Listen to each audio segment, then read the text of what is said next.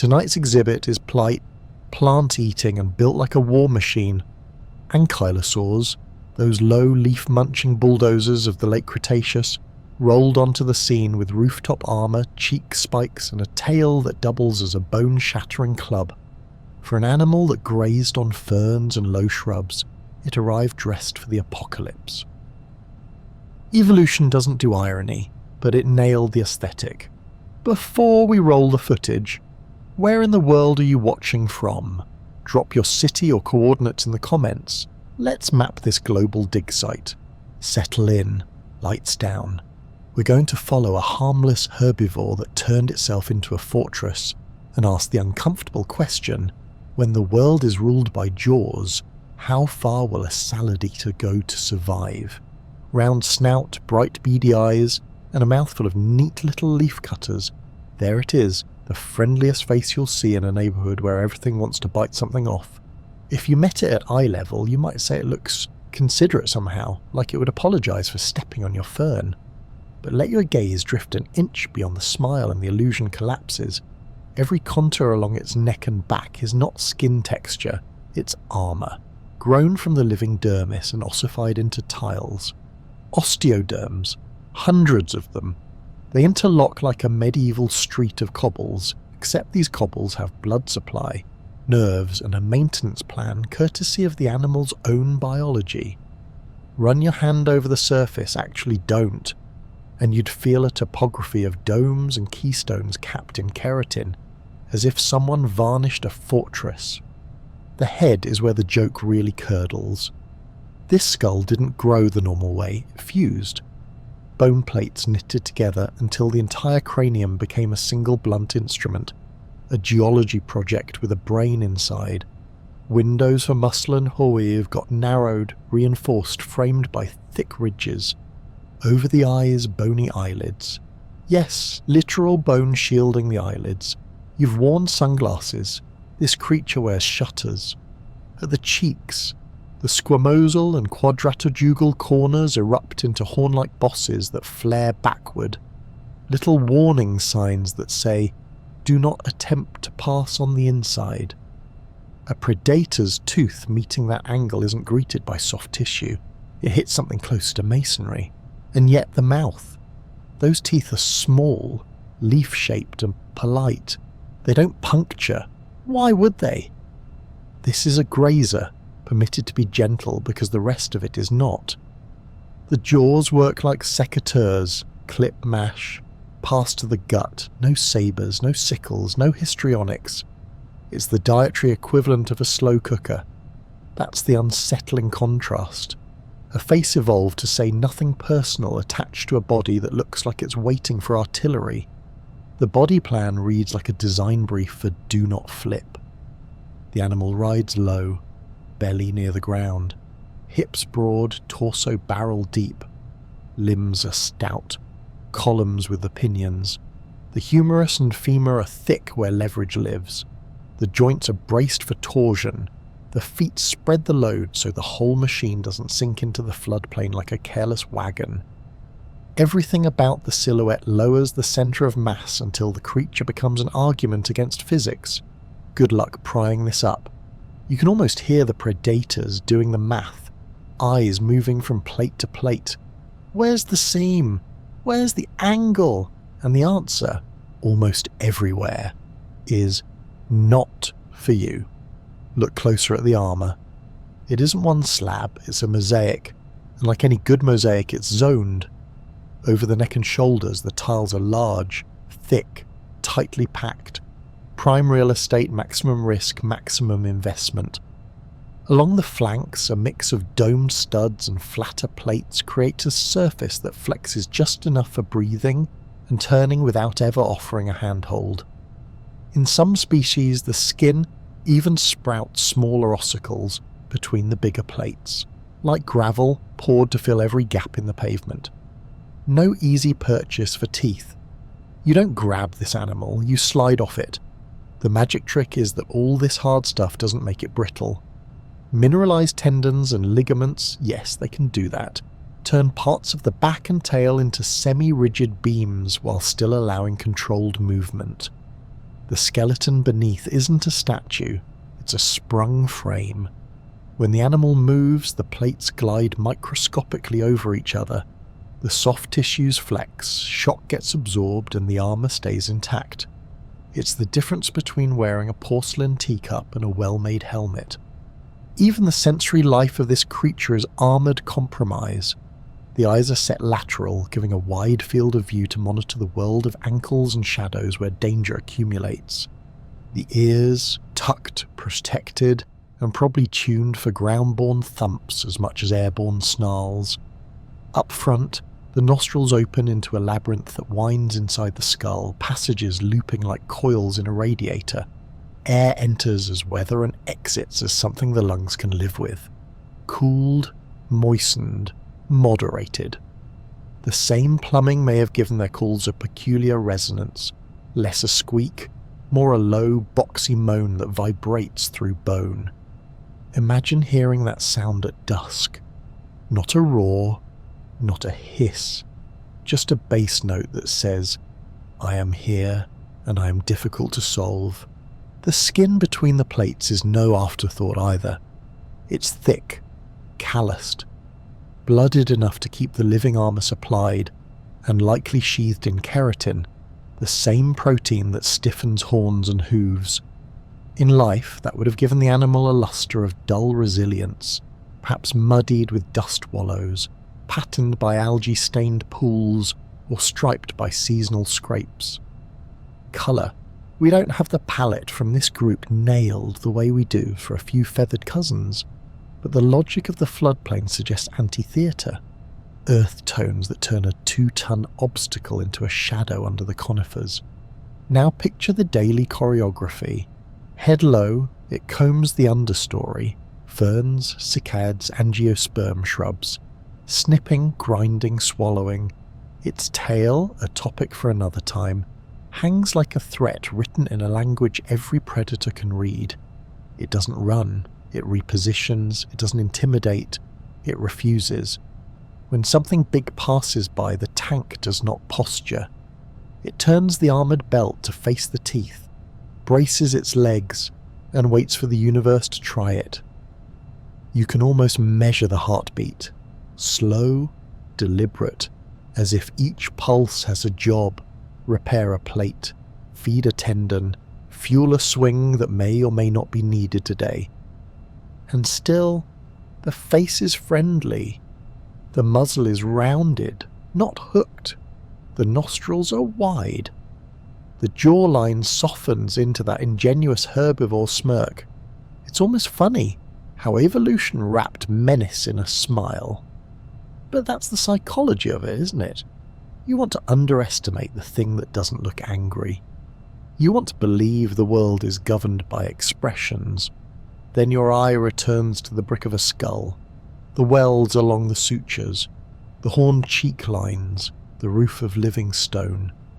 Soft mouth, hard everything else. It doesn't need to snarl. It has receipts. Fossils record the quiet footnotes of this architecture. Healed punctures along plates where a tooth once tested an idea and lost. Stress lines in ossified tendons that recovered from a season's worth of sudden torque. Growth rings inside osteoderms marking years of investment in becoming unpalatable. This isn't just design, it's biography etched in calcium. A life spent denying opportunities to others. Stand beside it, mental distance only, and you sense how the habitat shaped the mood. The world is warm, heavy with pollen and grit. River channels carve, flood, abandon. Conifers sigh. In the distance, something with too many teeth argues with its dinner. Here, in the understory, the mower keeps moving. A hush of leaves, a whisper of plates rubbing as it breathes. The nicest face in a war zone does what all nice faces must if they want to keep existing. It refuses to be easy. It drinks heat through a labyrinth, wears shutters for eyelids, and pretends, with that polite little mouth, that none of this was necessary. It doesn't begin as a shell, it begins as a rumour. tiny whispers inside the dermis where skin decides it's tired of being soft. Fibroblasts start weaving collagen like rebar. Osteoblasts roll in with their mineral paint, and suddenly the hide grows islands. First a scatter of grit under the surface, then pebbles, then tiles. Osteoderms bloom from the inside out, each one a little geological event with blood vessels, nerves, and a to-do list. Get hard, get anchored, don't crack. Up close, one plate looks like a sandwich made by an engineer. A dense, compact cap up top, polished in life by a keratin sheath. Below, a honeycomb of trabecular bone laced with canals for blood. The logistics department that keeps the armour living, fed and repairable. Where the plate meets the world, keratin turns the surface into something hoof-tough, better at shrugging off teeth and weather. Where the plate meets the body, fibres, Sharpie's fibres if you like the Latin, stitch it into the dermis so it won't skate out when someone's bite test gets enthusiastic. Multiply that by hundreds. The animal doesn't grow one slab, it assembles a city. Different districts specialise. Over the neck, big tightly fitted tiles that will someday merge into those iconic half rings. Collars that turn the most obvious attack routes into dental malpractice.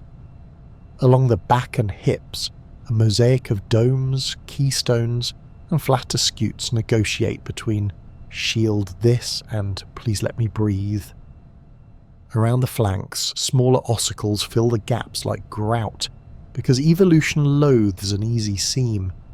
In some species, plates over the hips coalesce into a broad shield, less a sidewalk, more a plaza of stone fused to the living roof. And because symmetry is a thing, the arrangement mirrors left to right. Not perfect, not blueprint clean, but enough that a predator circling from either side gets the same answer. No. The surface reads as chaos. The plan underneath is discipline. Muscles slide, lungs expand, and the plates glide microscopically over one another, cushioned by skin, leashed by fibres, each movement a compromise between fortress and animal. The horror, if you're a tooth, is that it's not brittle. Those vascular canals aren't decoration. They're the repair crew on Latana. Crack the cap, and bone can remodel. Scuff the keratin, and it grows back like a callus with an attitude. Growth lines inside the plates, tree rings of stress and seasons, track a lifetime of minor disasters and quiet fixes. A dry year, a close encounter, a season of abundance, the armour keeps minutes. Of course, you don't get all this for free. Bone is extensive. Calcium and phosphorus don't evaporate out of the air, they come from diet and meticulous budgeting. So the animal eats like a slow factory, low plants in, fermentation vat on, volatile fatty acids out, turning stems into currency it can spend on masonry. The gut's patience is the armory's payroll department. Somewhere in that barrel chest, microbes are clocking overtime to fund another ridge, another thickened boss, another reason for a hunter to reevaluate its life choices. Zoom down from the billboard to the blueprint. Skin cells trade in their job descriptions. Under certain chemical whispers, call them signals borrowed from developmental toolkits you and I still carry, dermis starts laying scaffolds. If you've ever seen crocodiles or armadillos grow their scutes, you've watched the same ghost of a process. Nature reuses recipes. Difference here is scale and variety. Tiles the size of thumbnails near the limb girdles, dinner plates across the back, cathedral stones guarding the neck. And because the skull is the penthouse, its own osteoderms, caputegulae, pave the head until the cranium looks less like bone and more like architecture. Texture matters. Some plates dome, shedding bites and blows like rain off a helmet. Others sprout keels, raised ridges that stiffen the plate and redirect force. Margins sometimes grow a lip, the kind of detail you only notice when you try to pry one up and fail. Over time, adjacent plates can develop matching bevels, a living joinery that discourages gapping without welding everything into a single brittle sheet. The motto is simple: lock where you must, Flex wherever you can get away with it. And woven through the armor's neighborhood is a scaffold of mineralized tendons, especially along the back and later the tail, turning parts of the body into beams. Not dead beams, not the snap once and we're done kind, but living reinforced struts that hold posture, distribute torque, and keep the whole roof from rattling when a 2-ton argument thuds into you. The back becomes a bridge deck, the hips abutments. If you've ever stood on an old stone causeway and felt how it swallows vibration, you've felt the ankylosaur's design brief under your boots. What about the edges, the infamous soft spots? The animal solves those, not with denial, but with choreography. Armour thickens where a bite is most likely, plates thin where mobility must win. The result is a patchwork of hard and harder, a map of priorities traced by ecology, thicker near the neck and shoulders where a predator's face is going to be, more forgiving near expansion zones over lungs and belly, where living insists on its demands. The horror story here is subtle. The more you study it, the more you realise the fortress was grown by someone who knows the attack plan. Colour? Let's not pretend we have the paint chart for every species, but one beautifully preserved cousin gives the vibe. Darker dorsal surfaces, lighter belly, counter shading that turns the bulk into shadow, add dust-wallowing algae stains from shallow water, and the matte finish of keratin, and you get camouflage that doesn't try to hide the animal so much as confuse the angles. Predators love edges, this body hates giving them away. Now imagine the timeline.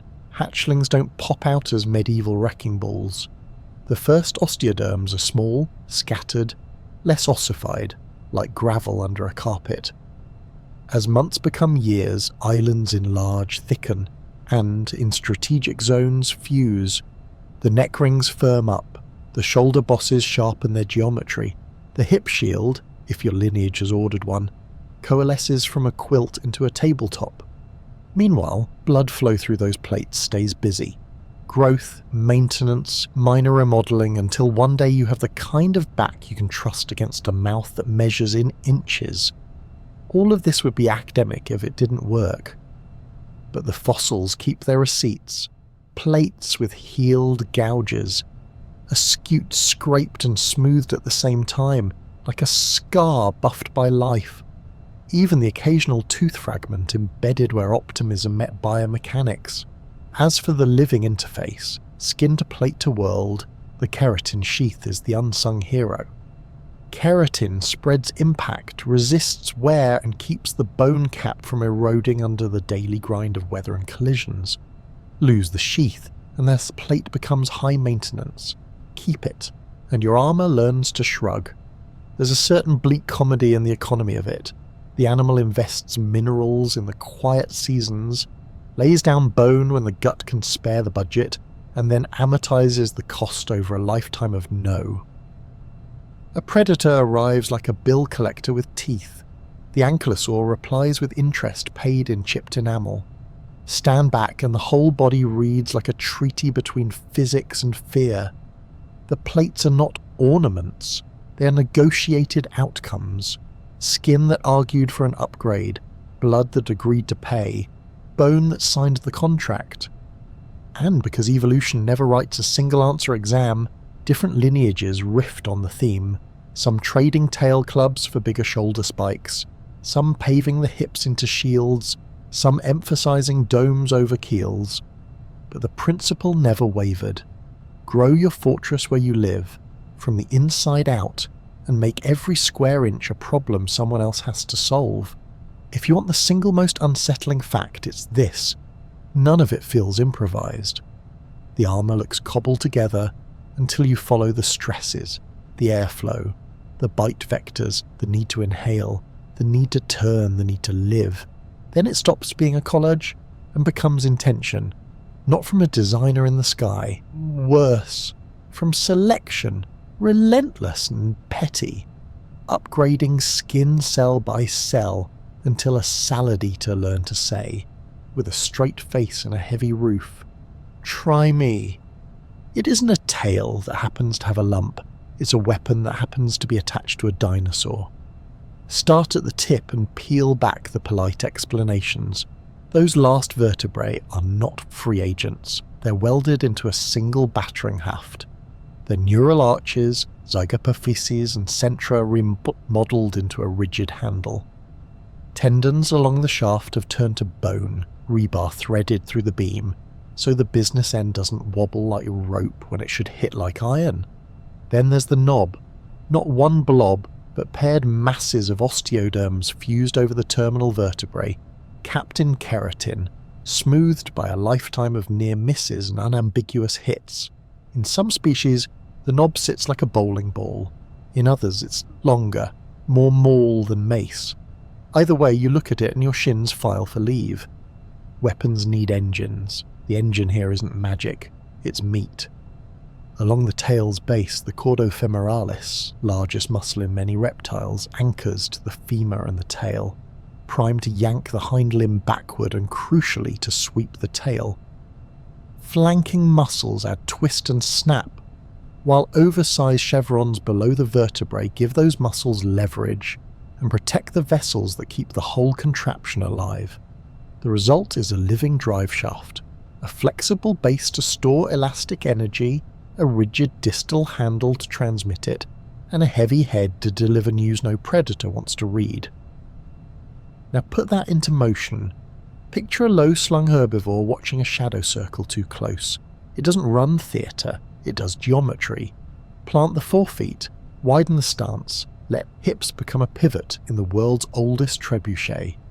The proximal tail coils, tendons load, and then the handle cuts a horizontal arc. There's no flourish, just a flat, brutal path through space, a whisper of air displaced, and then the kind of sound that makes vertebrates reconsider their hobbies. Biomechanics tells the part the eye can't see. Mass at the end times angular velocities squared equals ruined day. The rigid handle keeps the knob from bleeding energy. The flexible base acts like a spring, returning stored elastic power into the swing. This isn't just strong, it's efficient. Adult ankylosaurs with fully fused clubs and mature musculature could generate impacts sufficient to fracture bone. Juveniles? Less so. Nature issues a learner's permit before the license to break things. Where do you aim a hammer on a predator built like a bear trap? At the infrastructure. Ankles, shins, metatarsals. The architecture of a big theropod is brilliant at vertical load, running, bracing, biting, but lateral blows to the lower limb are a design question it does not enjoy answering. Snap the support and the mouth loses its elevator. A broken fibula doesn't care about a 12,000 Newton bite force. The club doesn't negotiate for your life, it negotiates for your distance. There's a secondary theatre for this weapon that's harder to witness but not hard to imagine. Ankylosaur versus ankylosaur. Territorial disputes, courtship arguments rank. Animals with clubs often talk to their own with percussion. Some fossils wear the gossip. Healed cracks and armour tiles, reshaped osteoderms with edges blunted like dented shields. Even spikes with break and heal stories baked into their histology. You don't get those signatures by accident. You get them by living among others who also carry hammers and opinions. You might expect a tail this heavy to drag like an anchor. It doesn't. Most of the time it rides just above the ground, balanced by the long lever of the torso and the low centre of mass. When not in use, the club is quiet ballast. When invited, it becomes a thesis in talk. The hips and sacrum are overbuilt for exactly this. Pelvic bones flare like flying buttress, and the vertebral column ahead of the tail is braced by those mineralized tendons, turning the back into a bridge that doesn't flex when the tail asks rude questions of the air. Zoom inside the knob and you'll find a living city under the armor's glossy austerity. Vascular canals thread the osteoderms. The bone is a layered cake of dense cortical shell over spongy interior, optimized for resisting impact while avoiding catastrophic shatter. The keratin coat spreads force and resists abrasion. If a crack starts, and life is generous with cracks. Remodeling cells patrol the damage and lay down repairs. The weapon heals between battles. That's the great horror for anything on the receiving end. The club learns from its weak. Not all clubs are born equal. Species differed in knob shape, handle length, and plate arrangement along the tail. Mole carried broad, rounded heads for general-purpose demolition. Others had more elongated forms that might bite into ribs and limbs with a nastier edge. The variation is a map of local problems and local solutions. Different predators, different terrain, different social headaches. The theme stays, the accents change. You can reconstruct the dance that leads to contact. The predator approaches from behind, because that's where herbivores store their vulnerabilities. Only here, the vulnerability is bait. The ankylosaur pivots, shoulders shielding, neck low, eyes wide for peripheral read. The tail begins its arc from the side opposite the threat, sweeping low, skimming shrubs, accelerating through the middle of the path. If the hunter commits, it steps into a corridor where time is now measured in milliseconds, and its own momentum becomes the accomplice that powers the blow. You feel the setup in your knees, you hear the finish in your teeth. Does the club ever go high? Maybe. Ribs are bigger targets than ankles, and a well-timed upswing could turn a chest into a jar of cutlery. More often logic sees low as reliable. Ankles don't duck, ankles don't read feints, and an apex hunter with a compromised leg becomes a scavenger with a complicated weak. There's an elegance to the physics only nature would bother to manufacture from scratch. A whip works because its mass is in the line, accelerating as it thins. A hammer works because its mass is in the head, delivering concentrated impulse. The ankylosaur's tail is both, a flexible base to store and release energy, a rigid distal segment that keeps the head tracking true, and a heavy knob that translates motion into message. Every upgrade is loud. More ossified tendons for stiffness, more fusion in the handle for integrity, more mass at the tip for authority. The limiting factor is the animal's own safety. Swing too large too often, and you risk damaging the machinery. That's why the stance matters. That's why planting the feet and using the hips is ritual, not flourish. Consider the collateral psychology. Predators test the world with their faces. One unlucky encounter teaches an entire guild to respect geometry. Over seasons, generations even, a lineage of meat-eaters recalibrates its risk profile. Ankylosaurs are food, yes, but only under very specific terms: surprise, exhaustion, numbers, or youth. Otherwise, you leave the tank where you found it and go looking for pastries without hammers. Developmentally, the weapon arrives late to the party.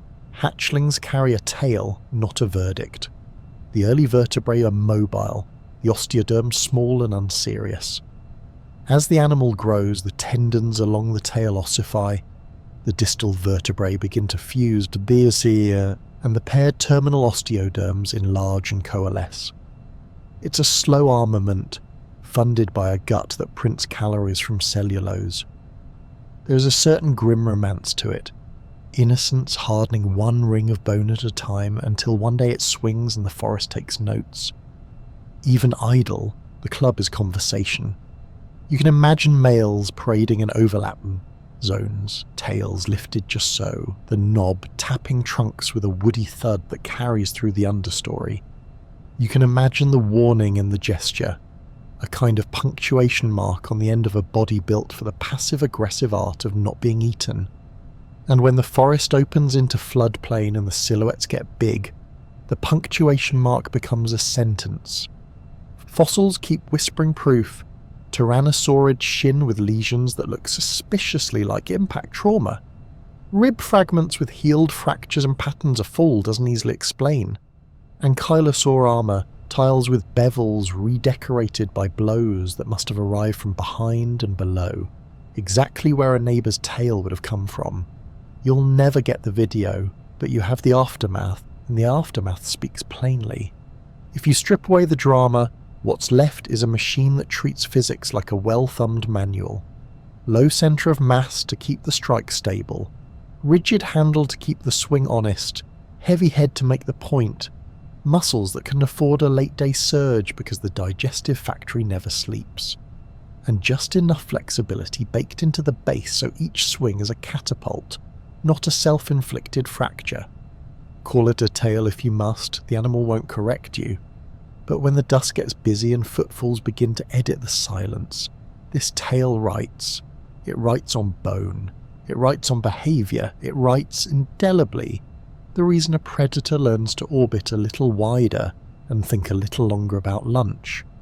Start at ground level where the truth always sits. The animal is a rumour on the horizon until you get close enough to see that the horizon is wearing armour. It's not tall, it refuses to be tall. Height is leverage you donate to things with teeth. This body sits low like a decision. The spine rides a handspan above the shrubs, the ribs splay wide to spread the weight, and the hips flare into flying buttresses. Stand beside it and your eyes can trace the verdict written in bone. You will not flip this. Predators love free physics. They live on angles, get under the belly, twist a shoulder, roll the victim onto the soft side, and write the rest in red. The ankylosaur takes a long look at that playbook and answers with geometry. Imagine a hull more catamaran than canoe. The pelvis is broad, the ilia thrust out as horizontal shelves. Each shelf is a muscle continent, an anchor for the abdominal wall, the tail base and the armoured roof. The sacrum, those sacral vertebrae fused into a single slab, welds hips to spine so completely that forces are spread, not focused. A shove at the flank travels into the whole building. No one beam takes the insult alone. Under that roof, the ribs are long, arcing, and laterally ambitious. They push the body's cross-section into an oval that hugs the ground. This isn't just big, it's wide where tipping begins. Roll this animal, and you fight against a centre of mass, sunk so low it might as well be bolted to the substrate. The belly hovers like a stern note, the back plates become a convex promise. You will get nothing clean. The limbs are not legs so much as pillars with intent. The humerus and femur are slabs, short, thick, with broad muscle scars that read like a resume. Torque specialists, lodum negundant, anti-rotation expert. Joints are tight, their surface is deep and cuffed with ligaments. Everything says, give me force, not flourish. Even the forelimb tells on itself. The ulna's hefty lever for triceps, the radius locked in close partnership, wrists and ankles robust and low flex, hands and feet splayed into platforms with hoofed tips. This is not a ballerina. This is a bulldozer with pulse. Watch it move and you see how the architecture stays honest. Steps are short but decisive. The foot plants, the weight drops straight through bones stacked like a column. Ground reaction forces climb the skeleton and dissipate into that fused into one sacral bridge. Nothing wobbles. The torso doesn't ripple. The back is a sprung deck, stiffened with mineralized tendons that turn the vertebral column into a living truss. Vibration arrives and is swallowed. If you felt the thud of a heavy truck pass and watched the coffees in your cup barely quiver, this is that wrapped in keratin. The posture tells you how it negotiates crisis. When the silhouette with too many teeth closes the distance, the ankylosaur does not backpedal into slapstick. It lowers, shoulders drop, elbows tighten, hind limbs brace in a stance wide enough to make a physics teacher nod. The tail shifts to balance, club resting a breath above the ground like punctuation waiting for the sentence. From this position, your options, if you are the one with the appetite, are unromantic. You cannot easily get under the belly. You cannot leverage the spine. You are now negotiating with a low centre of mass, a broad base and a rotating hazard zone that writes lawsuits on ankles. Width does more than prevent tipping, it steals momentum from the enemy. A charging attacker wants to topple, to roll its prey over the pivot of a narrow body. But this torso is a drum, not a beam. Push from the side and the push spreads. Rib to rib, rib to sacrum, sacrum to hip shelves, hips to legs planted like stumps. Everything that isn't you is a brace, and everything that is you is about to learn what it feels like when leverage goes missing. Even the spine's microarchitecture is a mutiny against torsion. Interlocking articular facets clamp vertebra to vertebra like gloved hands. Add the lattice of ossified tendons running along the back, a cross-bracing of bone-grown cables, and the result is a beam that refuses to twist when a predator tries to wrench the shoulders away from the hips. You can almost hear the grating frustration of teeth as the animal simply doesn't roll. The pelvis is a sermon. Look at the breadth. The ilia extend laterally, thin out into wide plates that overhang the hind limbs. They are not just there to anchor muscles, they act like outriggers. When the animal leans into a turn or absorbs a blow, those lateral shelves reposition mass and muscle in a way that keeps the centre of gravity inside the footprint. Boats use keels. This uses hips the size of opinions, and because the world is rarely dry and cooperative, the feet matter. They're broad with stubby hoof-like toes that enlarge the contact patch. Pressure spreads, mud tries to steal balance. The ankylosaur declines the invitation to sink. Every step is a negotiation with the substrate, and the animal brings its own favourable terms. Low pressure per square inch, high friction, minimal drama. What about speed? It doesn't need it. Stability is its speed. In the time a predator spends calculating a risky angle, the ankylosaur has rotated its world to guarantee there isn't one. It doesn't run from problems, it rearranges the battlefield so problems arrive in the wrong place. Think of a doorstop, small, simple, infuriatingly effective, some insect. Try to slam the door and the wedge does nothing spectacular, it just remains. That's the trick here, remaining without giving ground. Hips and shoulders collaborate like old conspirators. The shoulder girdle, scapulocoracoid deepened and braced, acts as a silent partner to the pelvis.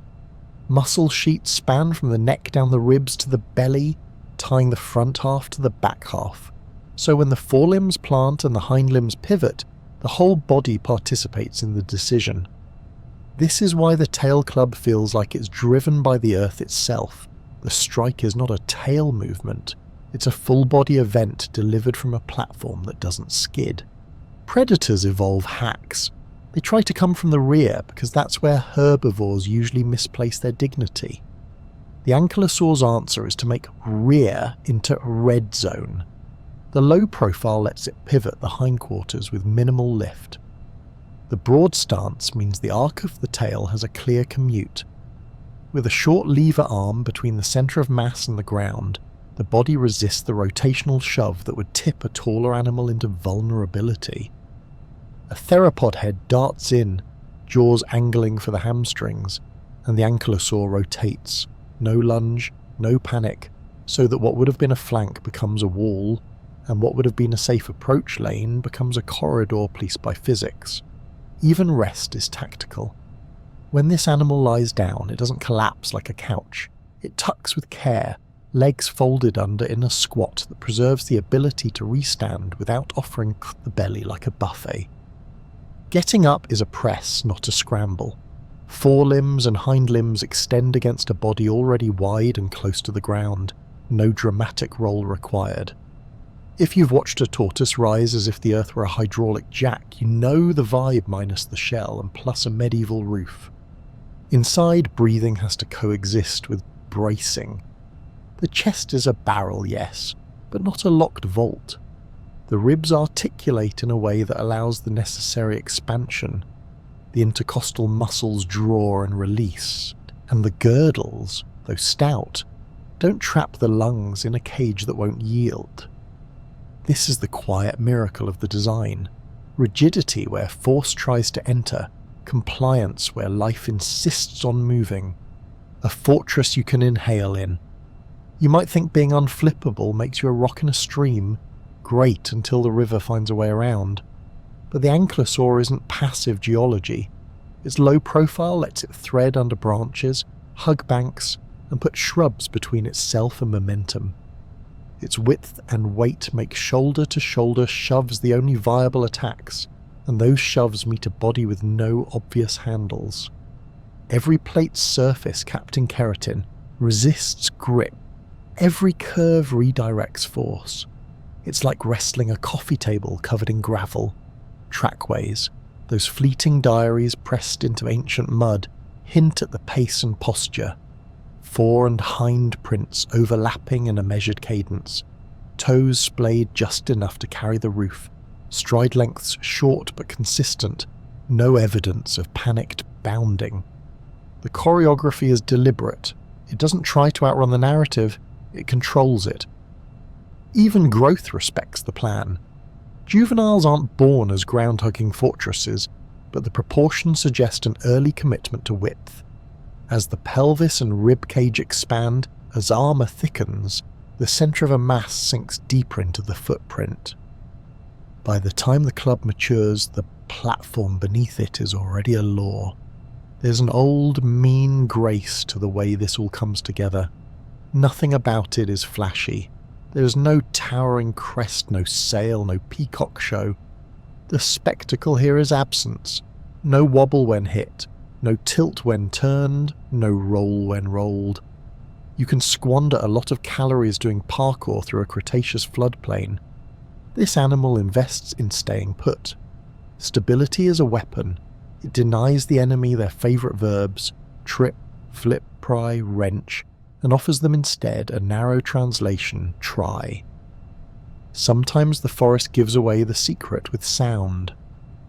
A shove lands, and instead of bones clattering, you hear a dull, swallowed thud, like someone punching a mattress. That's load dispersed across a body that acts like a single disciplined unit. That's a predator discovering that momentum has nowhere satisfying to go. You can dress survival in poetry, but the math remains. Widen the base, lower the mass, fuse the bridge, brace the beams, cap the roof, and never ever grant the world a handle. The ankylosaur learned to be heavy in the ways that matter, not just in pounds, but in refusal. In a landscape obsessed with leverage, it became the object you cannot lever. Start at the nostrils, two armoured doorways rimmed in horn and bone, polite enough in silhouette but built like reinforced airlocks. They don't gape forward like a crocodile's, they angle and recess, tucked under a brow of osteoderms, as if the animal learned early that a face-first world will throw dust, grit, heat and teeth at anything that's open. Step through and the tour stops being simple. You expect a short hallway to the throat. You get a cathedral of passageways. Air doesn't travel straight. It's conscripted into a detour. The nasal cavity folds back on itself in looping corridors, doubling and redoubling its path through a bony labyrinth. Each turn is lined in thick vascular tissue, living velvet soaked in blood, so that incoming air is forced to pause and negotiate. Heat out of the air, moisture into it, dust down to the mucus trap. The whole system is a countercurrent exchanger wearing a herbivore's smile. You call it a nose, the ankylosaur calls it climate control. Brains hate heat, and this animal wears a roof that soaks sunlight like a kiln. Armour is not insulated, it is honest about the weather, so the nose becomes a radiator with opinions. As the animal draws breath, hot blood surges into the latticework under the lining, arteries threading through bone like red handwriting. Inflows meet cold air across a paper-thin wall. Heat crosses over, cool blood edges inward. The result? A brain that isn't cooked by its own body plan. You can't swing a tail club with poached neurons. The nasal labyrinth keeps the control room at a survivable temperature in a greenhouse world. Exhale, and the trick runs in reverse. Warm, wet air leaving the lungs brushes past cooler, drier surfaces inside the maze and condenses like breath on glass. Water siphons back into the lining instead of bleeding uselessly into the Cretaceous humidity. Camels and Saiga antelope pull the same stunt today with their extravagant snouts. Ankylosaurs got there early and went decadent, lengthening the road until it solved the budget. Every inhale tempers heat, every exhale steals moisture back, a nose that makes weather and balances the books. Walk the route in your head. Air enters the vestibule and is split by soft ridges that might as well be traffic islands. One stream dives into the main respiratory loop, pressed against the most vascular zones to trade heat. Another skims higher, past olfactory recesses where the chemistry lab lives. More surface, more time, more molecules sampled from a world full of resin, sap and decay. You don't build a labyrinth like this and ignore the buffet of scents. Even a tank wants to know where the groceries and the trouble are. The smell of a crushed cycads patch, a drying waterhole, the iron-near sweet stink of a shed theropod tooth, information inhaled.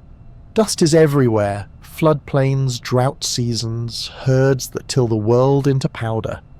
A straight pipe nose would deliver that to the lungs like a bad joke. The labyrinth edits the air before the punchline. Coarse grit impacts the first curves and falls to the mucus. Smaller particulates get snagged deeper in the maze. Cilia sweep the mess backwards in the waves too small for your eye, and the animal swallows the day's sediment with the same indifference it brings to ferns. You swing at me with atmosphere, I return it clean. The acoustics of this architecture are a side effect with personality. Long, looping cavities don't just exchange heat, they resonate. Push air through and you don't only breathe, you hum. Not the theatrical trumpets of a hadrosaur's crest, but a boxy, low-frequency note carried in bone, shaped by turns and chambers. Imagine a dusk chorus of huffs and throat-deep moans that vibrate the ground and mean anything a club-carrying herbivore needs them to mean. I'm here, I'm busy, I'm not in the mood. In a world where sightlines are broken by trunks and reeds, you talk with air pressure and architecture. Inside the skull, space that might have been bone becomes pocket and corridor. That buys surface area for heat exchange, but also lightens the head's front. An elegant economy when you've paved the roof with armour tiles. Less dense bone here compensates for fortification elsewhere, keeping the head's mass manageable so the neck can do its job. Keep the muzzle down, the armour up, the tail balanced. The skull is a series of trade-offs signed in calcium. Lighten here, thicken there, but never at the expense of the climate plant in the nose. Follow the blood. Arteries climb the snout and diffuse into a plexus under the respiratory lining. Veins return cooled blood inward, routing it toward the brain's supply like an invisible hand on a thermostat. It's not a single pipe, it's a net.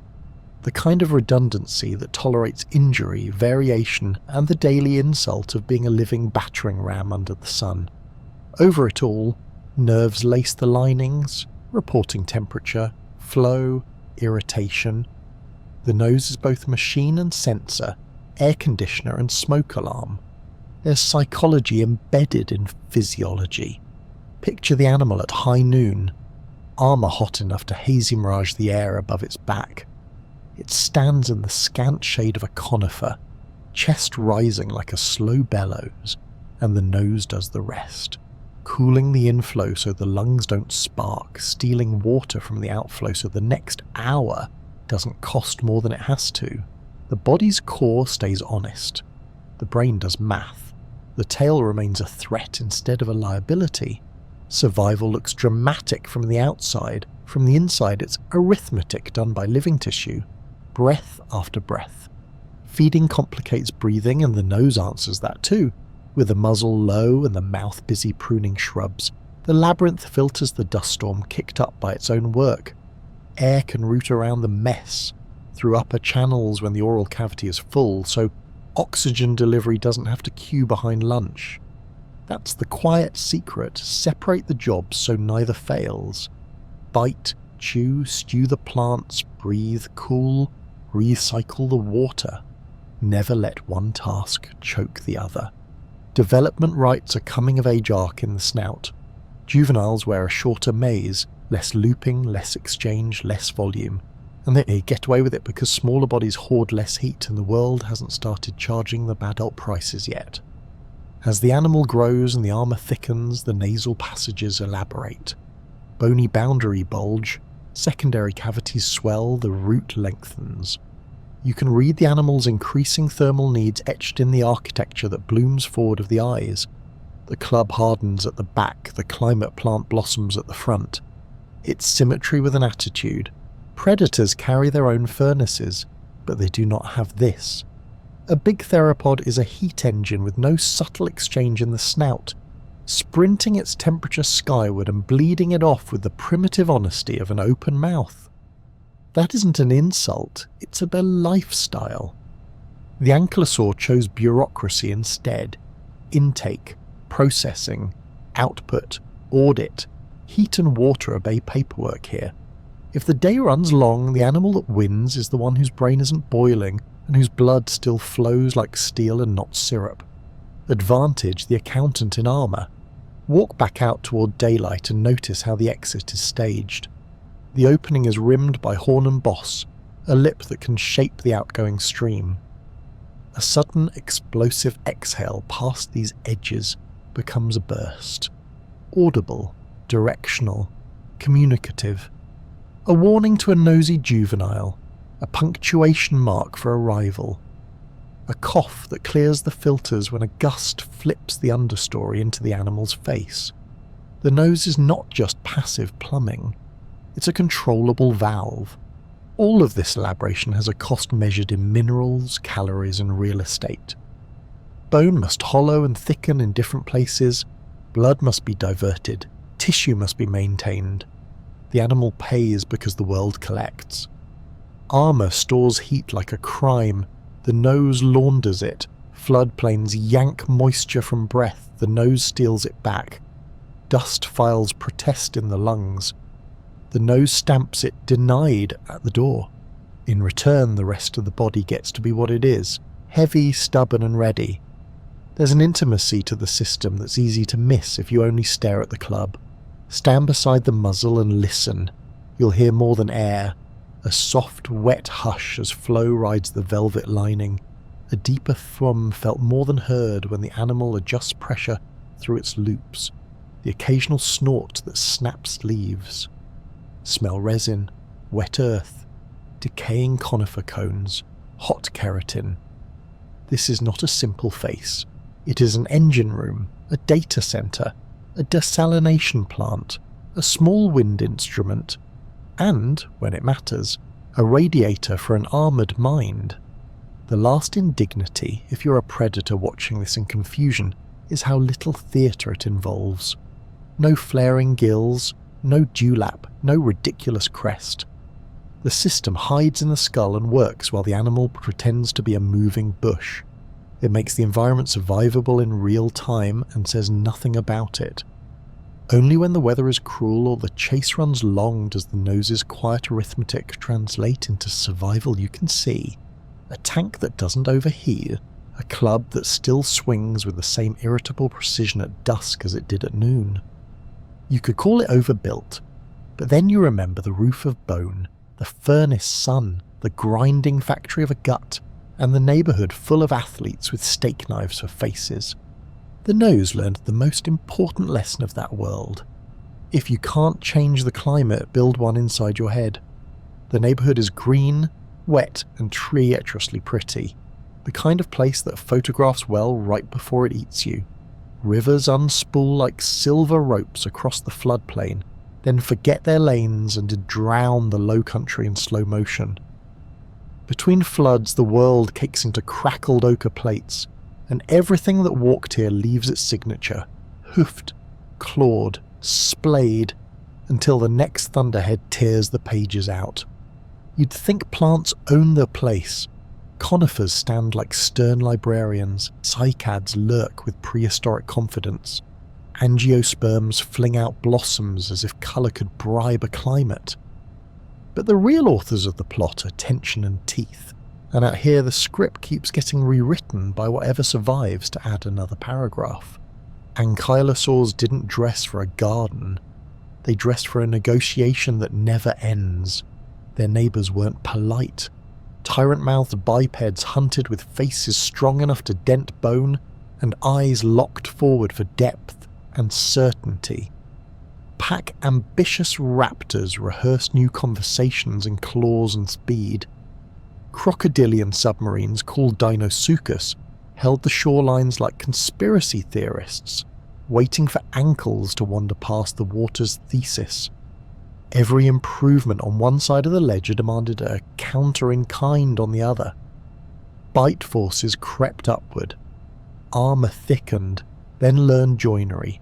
Legs got longer, centres of gravity sank lower. Someone added sprint, someone else added no. You can watch the escalations as if they're stratigraphic layers. First, scattered osteoderms, useful but negotiable. Then the mosaic titans, plates bevel to meet their neighbours, keratin caps polish into weatherproof helmets, predators answer by testing edges, probing seams, angling for underbelly. Ankylosaurs pull the belly closer to the ground and widen the stance until under stops being a place. Hunters try leverage, flip the slab, pry the shield, so the plant eater makes the ribcage into a drum and the sacrum into a bridge and refuses to offer a hinge. Somewhere in this back and forth a tail starts to dream of being a hammer, and the vertebrae at the end fuse to honour the dream. Suddenly the conversation has punctuation. Not all armour plays the same melody. Some cousins eschew the club and grow a different thesis. Shoulder spikes long enough to win arguments from across the aisle. Imagine stepping toward that flank and finding a spear where your plan expected a seam. A tyrant's jaw is confident until the inside of the mouth considers the outside of those spines. Others double down on dorsal plates, coalescing shields over the hips, aim here signs that are actually sinkholes for momentum. The diversity is noise if you look shallowly. Study it and you hear the signal. A population iterating answers to local questions. Which predator? What angle? How much time to brace before impact? Predators keep editing the problem. A big theropod doesn't just bite, it times. It tests wind, substrate, slope. It learns that the ankylosaur's strength is posture, so it hunts where posture is hard. Mud season becomes opportunity. On a bank half slumped by the last night's rain, a heavy plant eater can't pivot like it wants, and the hunter knows to press the angle before the tail finds daylight. The ankylosaur replies with feet like snowshoes, toes flared, pressure spread, the platform refusing to sink. On gravel bars, stones roll under frantic footsteps. Our tank places its mass like a verdict and, annoyingly, still rotates. Raptors, those bracketed little velociraptor cousins scaled correctly to reality, not cinema, don't play the same game. They might nip at gaps. Harry tried to turn the ankylosaur so the big mouth in the ecosystem can do contract work with minimal risk. The answer is choreography. Pivot enough to keep the belt of armour between you and the teeth that outsource risk. Swing the club not necessarily to hit, but to govern space. A whistling past inches from a Shinright's policy, and policies spread through a food web faster than genetics sometimes. Lesson learned. This salad bites back in a language even a small predator understands. Angular velocity. There's another arms race running under the obvious one. Quieter, chlorophyll-coloured. Plants are not innocent. They load leaves with silica, lace them with chemical dissuasion, tannins, terpenes, alkaloids, so that every mouthful becomes a thesis in digestion. The ankylosaur goes industrial in reply, a gut the size of confidence, fermentation vats that turn cellulose into fuel and toxins into background noise, a slow metabolism that says, we have time. Chewing is never flashy, small leaf cutters, no showboating. But time plus microbes outcompete theatre. The payoff? Minerals to pour into armour, calories to fund a tale that ends arguments. The predator, seeing this, must interrupt earlier, press harder, force mistakes before the factory prints another plate. Evidence piles up in the bones like receipts in a desk. Ankylosaur armor tiles with gouges that healed smooth. Cheek bosses with scuffs that have been filed down by time and friction. Tail clubs with internal microfractures that remodeled into stronger architecture, as if the weapon listened to stresses and thickened where stress likes to live. Theropod ribs with suspicious healed cracks. Shins with damage you don't get from tripping over a polite fern. Nothing screams a single cinematic encounter. Everything whispers a pattern. This dialogue happened often enough that skeletons spent careers taking notes. Even the air joined the arms race. Drought years turn the floodplain into a dust bowl, and lungs are easy victims. Predators pant and overheat. Their answer is speed and shade. Ankylosaurs loop their nasal passages into exchequers, reclaiming water, cooling blood and staying in the game while wearing a roof that cooks. You can't swing if you've boiled your brain. The nose handles it quietly, while the rest of the head pretends to be a brick. Social life becomes a rehearsal for predation, because the best weapons rarely sit idle. If you carry a club, your neighbours have opinions about the distance you should keep. Display escalates before combat does. Tails lifted, hips squared, a few woody thuds against trunks that broadcast size and confidence through the understory. Most arguments end there. Biology is cheap when it can be. Sometimes it doesn't, and the books record that too. Spike tips with break and heal stories, plates with damage patterns better explained by lateral blows than carnivore teeth. The armory isn't just for tyrants, it's for taxes, courtship, zoning disputes. Every use case refines the hardware. Crocodilians complicate the shoreline chapter. Deinosuchus doesn't chase, it ambushes. The usual move, lunge, clamp, roll, depends on getting purchase and forcing rotation.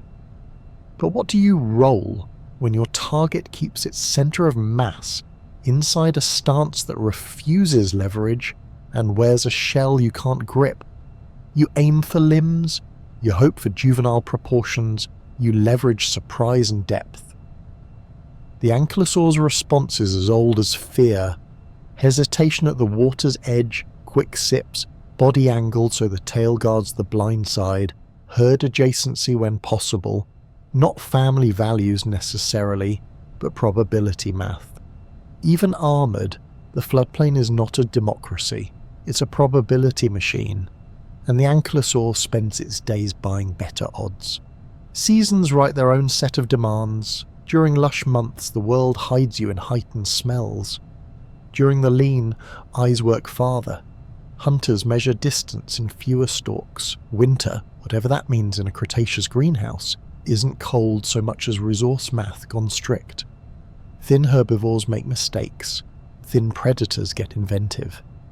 The ankylosaur's countermeasure is boring brilliance, routine.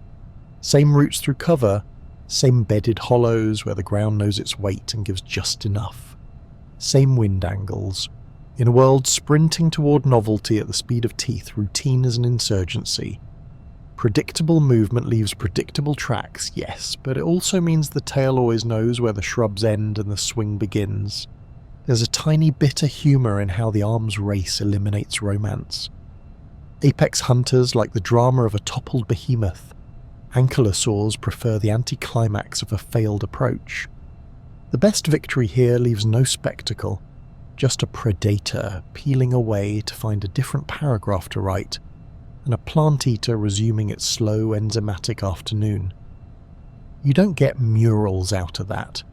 You get a lineage that persists. The floodplain answers every adaptation by changing the rules. A channel jumps banks, new sediment buries old trails, a stand of trees collapses under its own wet weight. Obstacles appear, bottlenecks form, ambush lanes reconfigure. The ankylosaur's strategy: be low, be wide, be stubborn, be air-conditioned, be difficult, ages well under volatility. The predators, be fast, be precise, be brave, works until it doesn't. And when it doesn't, the fossil record smiles without lips and erases the names that failed. Somewhere far upstream, a storm adds a chapter you'll only read months later, when the river shoulders a new loop through the forest. Till then, the arms race plays out at ankle height. A shadow lengthens, leaves hush. The ankylosaur doesn't perform, it turns. The belt of stone presents its uninterested thesis to the world. The club hangs a breath above the ferns like an ellipsis. Predators calculate, then recalculate, then remember a small, embarrassing scar with a lesson baked in, and drift away to look for paperwork they can file without breaking anything important. No one here is surprised. That's the end game of escalation. Surprise becomes too expensive to maintain, and everyone learns to be very, very good at being themselves. The ankylosaur's version of excellence is refusal distilled to engineering. Bone, keratin, tendon, and geometry organized around the single project of making other people's ideas fail. On this particular floodplain, in this particular epoch, that's what woo wins. The arms race keeps running because the world insists, the tank keeps grazing because its answers hold. Powering a fortress doesn't start with thunder, it starts with chewing that barely qualifies as a verb. Those neat, leaf-shaped teeth don't slice, they negotiate. The beak-clipped stems, the jaws press and grind just enough to turn twig into manageable paperwork. And then the real engine, hidden, warm, and the size of a small room, takes custody. You wanted spectacle from the mouth, you get thrift. The ankylosaur saves its drama for the gut. Look at the body plan and tell me what's taking up all that space. The ribs flare outward into a drum, the spine forms the roof, and beneath that arch lives a fermentation plant so committed it could run a village. This is hindgut country. A capacious cecum and colon where microbes turn cellulose, plant steel, into fuel you can actually use.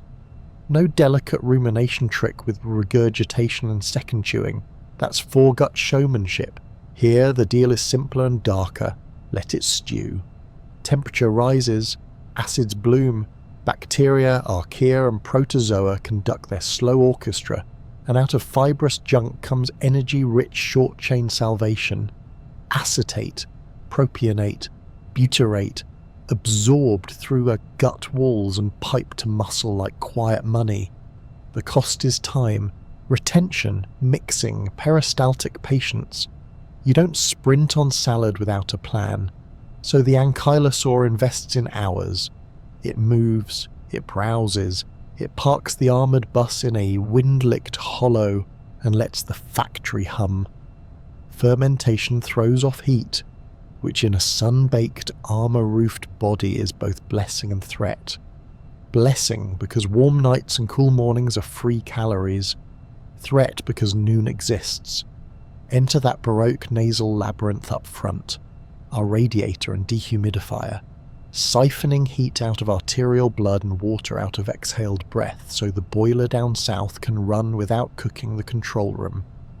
The head cools what the gut heats. The tank runs on a thermal handshake. What exactly goes in? Low browsing is the menu.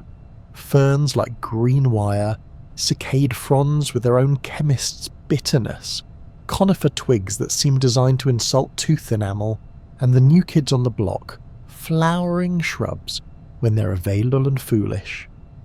Plants aren't passive in this story. Many lace their tissues with silica, tiny glass daggers called phytoliths that chew back. That's fine. Ankylosaur teeth wear down and the animal brings quantity to the quality fight.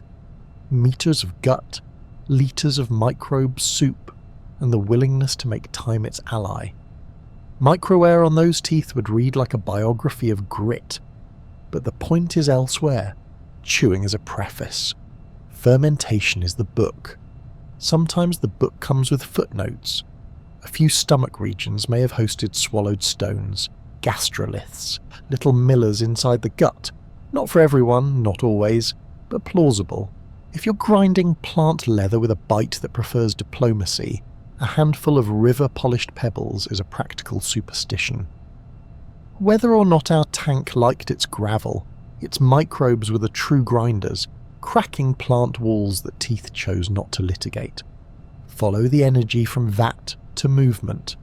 Those short-chain fatty acids flood the bloodstream and vanish into work. Posture muscles holding the wide frame steady. Slow twitch fibres feeding the quiet heroics of stability. Fast twitch battalions on reserve in the hips and tail for when the sentence needs punctuation. The tail club's violence doesn't run on rage. It runs on chemistry brewed from yesterday's ferns. A swing is a withdrawal. The gut keeps the account solvent. Minerals are a second ledger, and the armour is expensive. Bone is a mineral bank. Calcium, phosphorus, trace elements salted through a living lattice that needs constant upkeep. Where do you get all that? From the same green economy, roots and leaves harvested across hours, liberated by acids, circulated by blood. Some reptiles today raid their own osteoderms during egg laying, mobilizing calcium for shells. Is it so hard to imagine an ankylosaur mother dipping into the savings built across her back and hips to pay the price of tomorrow? The fortress is a dowry when it needs to be. Water is the third busiest accountant. Fermentation is thirsty work. Those microbes stew best in a broth, not a dust bowl. The nose claws moisture back from each exhale. The colon reclaims more with miserly efficiency. And the animal drinks in careful, suspicious sessions, angles the body so the club guards the blind side, sips, backs away, resumes. Floodplain living alternates between too much water and not nearly enough. The gut rides both, diluting in abundance, tightening the purse strings in the lean weeks, and always keeping the slurry mobile enough to mix, but not so fast that calories exit wearing an apology. You can map the day by the gut's moods. Dawn, cool light, low brows, steady intake. Midday, shade, drowse, a hum you don't hear but the microbes do. Afternoon, browse again, shorter. The factory well fed and burping gas the polite way, if politeness includes methane. Yes, the tank is likely a walking greenhouse contribution. The Cretaceous was warm. Some of that warmth may have arrived courtesy of armoured compost heaps calling it a day. Dusk. One last haul. Safer in the failing light where long shadow favours herbivores with clubs and low silhouettes. Night. Stillness, digestion, heat radiating under the plated roof. Predation pressure writes edits into this schedule. If shadows are busy, the ankylosaur shifts more intake to hours with broken sightlines. If drought lays dust on every leaf, it picks patches near water and trusts the nose to undry each breath. If mineral hunger becomes a season-long ache, it might seek out clay banks or salt-rich seeps. Geophagy is a multivitamin, a mouthful of earth to balance the gut's demands. You'll never read that entry in the Stone Archive with certainty, but modern herbivores leave their signatures on mineral licks like graffiti. Plausibility lingers like a fingerprint. The power plant is also a heat engine, and heat changes decisions. Fermentation turns cold mornings into a comfort you carry inside. It turns hot afternoons into a negotiation your nose must win. That's why posture is energy policy. Staying low reduces wind exposure when you're trying to hold warmth. Spreading wide increases convective cooling when the boiler runs hot. A step isn't a step, it's a budget line. What does this movement cost in heat, water and risk? The ankylosaur pays in small coins, rarely in bills. No mammal-style gluttony of oxygen here. The gait is efficient, the chest is bellows deep but measured, and the entire frame functions like a shock-mounted platform designed to keep the gut sloshing, not slamming. A bounding flight response would churn the fermentation into chaos. so the animal specializes in not needing to flee, rotate instead of run, deny angles instead of donate them, keep the boiler happy while physics handles the rest. When sprinting is rare, lactate is rare, and recovery time is a phrase you mostly outsource to people who make bad choices. The microbes aren't born in the egg, they're inherited culturally, environmentally. That means the first days of a juvenile's life are a quiet colonization. Mouths on the same plants, noses in the same dust, bodies in the same wallows, picking up the family business one bacterium at a time. By the time plates begin to thicken, and the tail dreams of hurting someone's plans, the gut is already a choir with a full repertoire. Pectins today, lignin tomorrow, surprise conifer phytochemistry on Thursday. The adult body builds its fortress out of minerals, the juvenile builds its citizenship out of microbes. Teeth write their own ledger of compromise. They are small, frequently replaced, and not arranged into the dental factories hadrosaurs flaunted. Ankylosaurs got by with modest grinding and confident swallowing.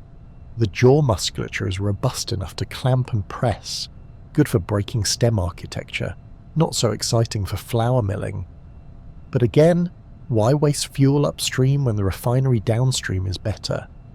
Jaw economy, gut industry. The energy ROI on each bite is low per second and high per day. Exactly the curve you want when your chief predator is time and your second is something with a 6-inch tooth. The energy from fermentation doesn't only feed motion, it feeds maintenance. Osteoderms remodel under stress. Keratin caps grow, nasal tissues repair after weeks of dust. The heart pushes a river through a city built from bone. Growth rings in armor, and limb bones record seasons of abundance and austerity. Fast deposition when plants gush sugar, slow decretion when the floodplain withholds. A good year writes wide bands. A bad year writes tight ones and footnotes about survival. Through both, the gut keeps the lights on. There's likely fat in this economy, discrete reserves tucked where bones and armor allow, maybe along the tail base or within the abdominal cavity, paying out in lean spells when the understory turns miserly. Modern reptiles and birds carry such quiet accounts. Dinosaurs sitting between them on the tree probably did too.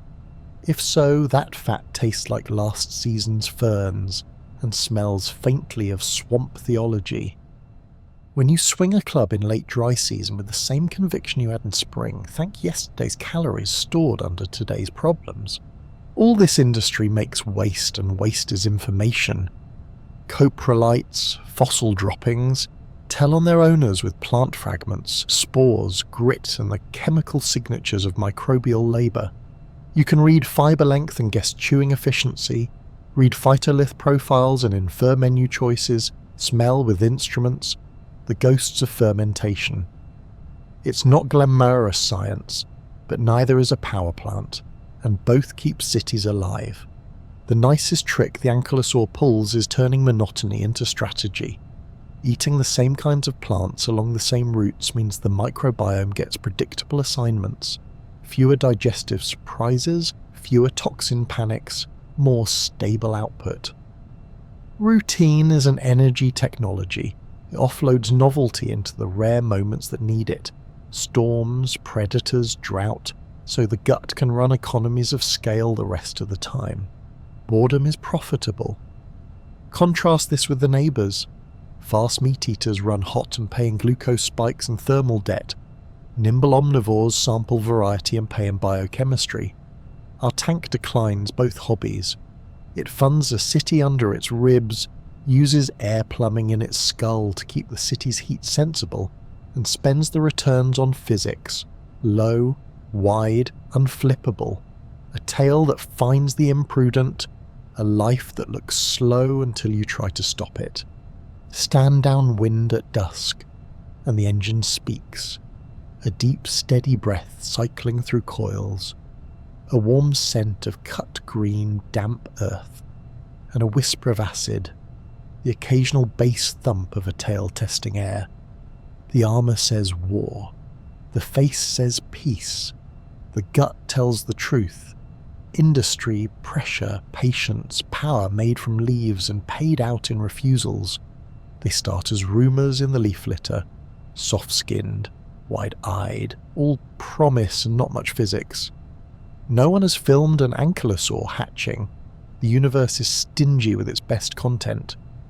And the fossil record is infuriatingly coy about their nurseries.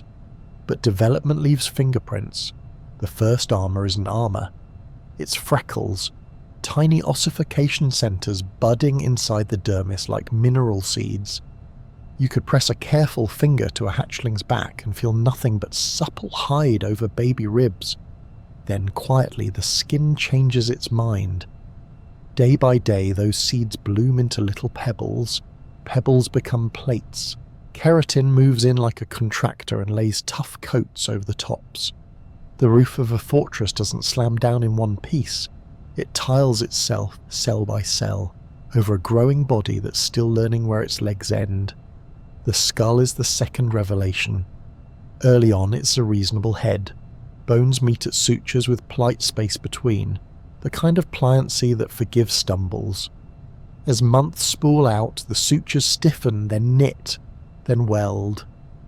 Decorative cap tiles, caputegulae if you want to sound like a haunted museum label, begin to pave the forehead. Eyelids get bony awnings. The cheeks grow bosses. At first hints, then honest horned corners. You can watch innocence calcify, not in one dramatic season but in rings, like a tree that decided it was tired of being eaten by wind. The tale tells a slower story. Juveniles carry a tail you might call enthusiastic but non-committal. It flexes, flicks flies, balances, but it doesn't pass judgment. The distal vertebrae are still individuals, not yet fused into a handle.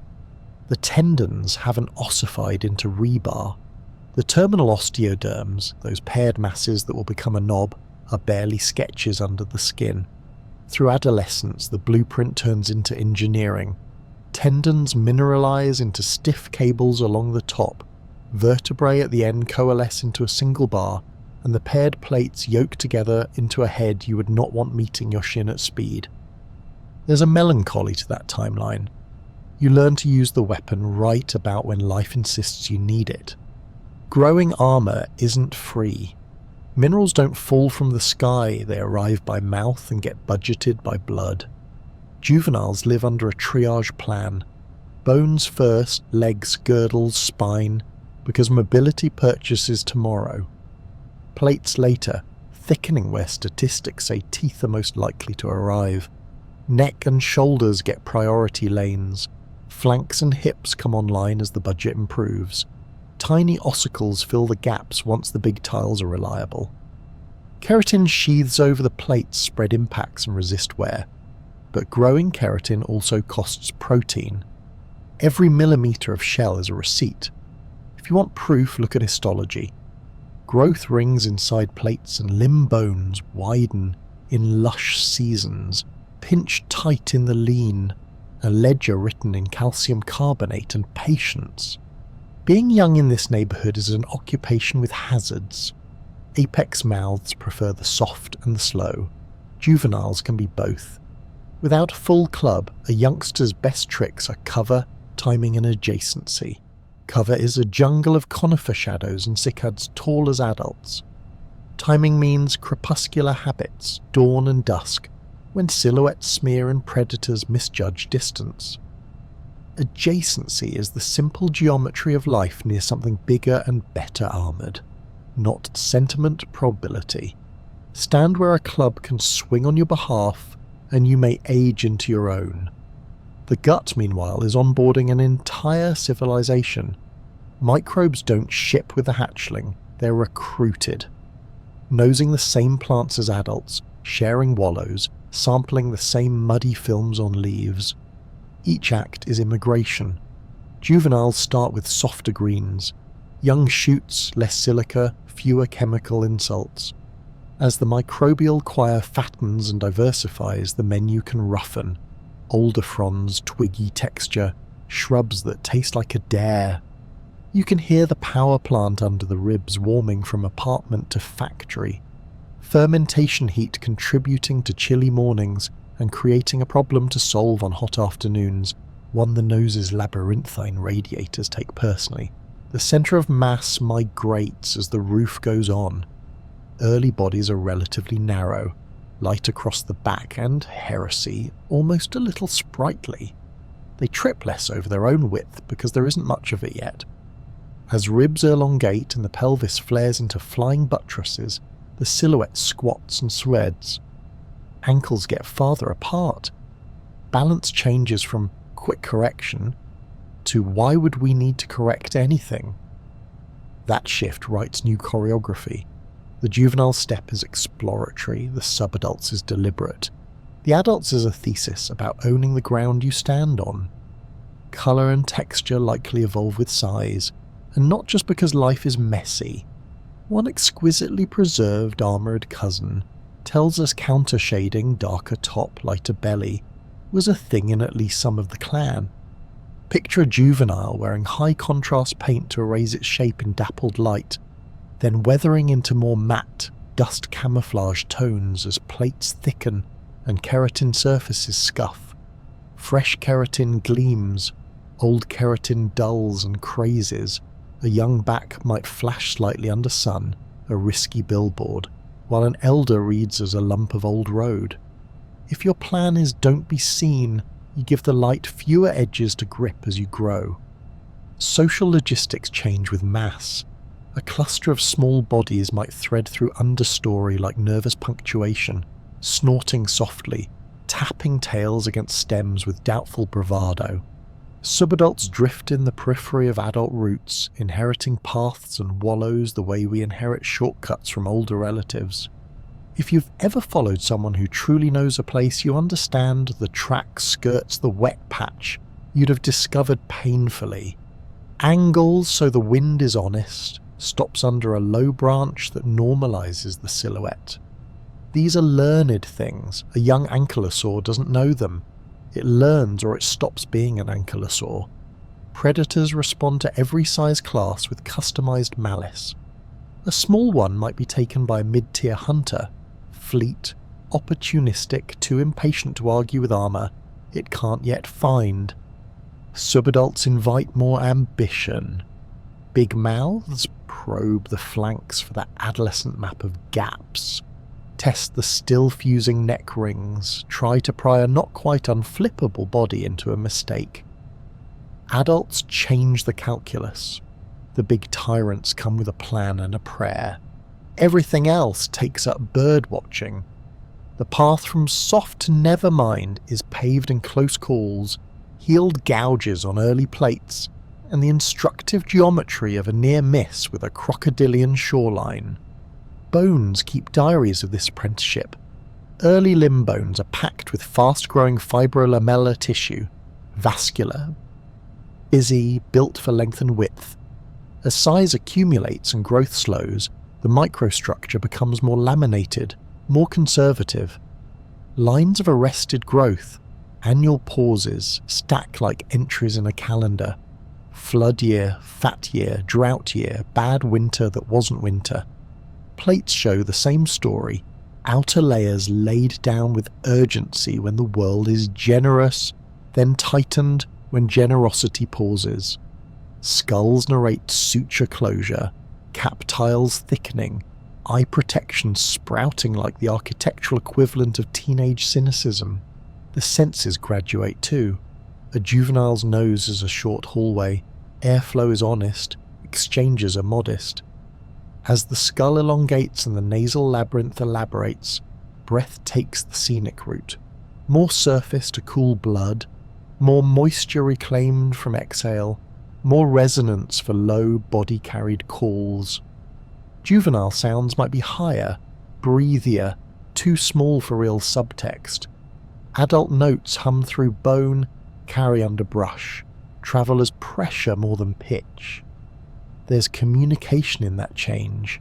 I am small and here becomes I am heavy and my patience has mass. Even rest transforms. Little bodies can flop and scramble to their feet with a comic urgency evolution permits the young.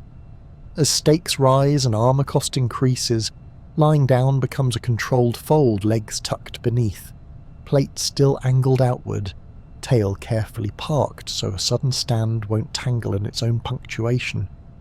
Getting up turns from improvisation into a practiced press. Forelimbs and hind limbs extend in concert, chest clears the ground, club rises, head stays low. The choreography is muscle memory by the time the club is a legal weapon. There's a chapter here about mothers and fathers we can't read cleanly. Some dinosaurs nested in colonies, guarded young, fed them, others left eggs to the kindness of probability. Ankylosaur eggs and nests are rare whispers. But trackways sometimes show multiple small footprints together, and the logic of a world filled with ambush says juveniles likely benefited from proximity. If not parental, then communal. Herd doesn't have to mean family photos, it can mean a geometry of safety, overlapping fields of view, more noses to sift the air, more bodies to complicate the approach angles of anything hungry. The landscape itself is a lab bench for growth. Flood cycles lay fresh silt, raise new flats of tender shoots perfect for small mouths. Drought bakes the topsoil into serrated plates that cut little feet and teach little brains about path choice. Seasonal fire rakes the understory. Char feeds sprout, sprout feeds juvenile guts that appreciate an easier chew. Each environmental mood applies pressure to a different part of the curriculum. Today we practice hiding, tomorrow we practice footing, the day after we practice patience, while every single thing in the forest smells edible, and half of it is lying. One day, perhaps slower than a human story would like, the plates on the neck form honest half rings. The cheek bosses flare like low horns you could hang a bad idea on. The ribs under the roof feel like beams, not sticks. The pelvis becomes an argument against leverage. The tail's distal vertebrae stop behaving like individuals and start behaving like a doctrine. A swing, tentative at first, lands with a thump against a sapling and the entire body takes notes. Stance, pivot, recoil, balance. The next swing is less a gesture and more a sentence. The one after that is punctuation even the plants respect. By then the face still reads as polite. The teeth remain modest. The eye is calm. That's the final trick growth plays. The expression stays mild while the architecture behind it hardens into policy. You remember the little ones, flicking their soft tails, peering from shadows, smelling the world like the world would be kind. Now the same animal moves through the same understory and the forest moves around it. Leaves hush, trackways part, predators give it a buffer like memory has weight. The ironclad didn't appear, it accreted, and every gram of it is a story about getting past the years when everything that breathes is auditioning for lunch. Every fortress has gates, even the kind grown under skin. You can trace them with a finger on the fossil, the quiet places between plates where the keratin sheath thins, the joints that must bend or life stops, the soft corridors that move air and blood. Ankylosaurs didn't invite you in, but the map exists. Limbs with less armour than back and hips, the axillary and groin folds where plates dare not rub, the throat where the roof runs out and breathing begins, the belly that in many species wore little or no pavement at all. The skull is a brick, yes, but eyes still need windows and nostrils still need doors. A hunter's job is to find those doors. A tank's job is to make reaching them ruinously expensive. Start with the undercarriage. The belly is the rumour predators live for. Teeth dream about it at night. Ankylosaurs answer by making under barely a place. The body rides low, ribs sweeping down, pelvis flaring wide, until the soft side is protected by simple geography. Drop the torso a few inches and most jaws can no longer fit between ground and gut. The animal can go lower still in crisis. Elbows flexed, forearms braced, belly hovering like a threat too close to the earth to exploit.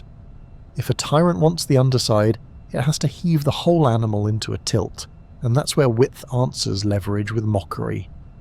Limbs are the next hope.